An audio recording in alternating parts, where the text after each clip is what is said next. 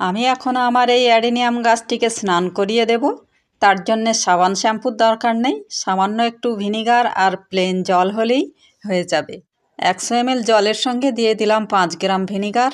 এবার প্লেন জল দিয়ে ভিজিয়ে রাখা গাছটিকে এই জলের সাহায্যে একটি টুথব্রাশ দিয়ে আস্তে আস্তে ঘষে ঘষে পরিষ্কার করে নিতে হবে।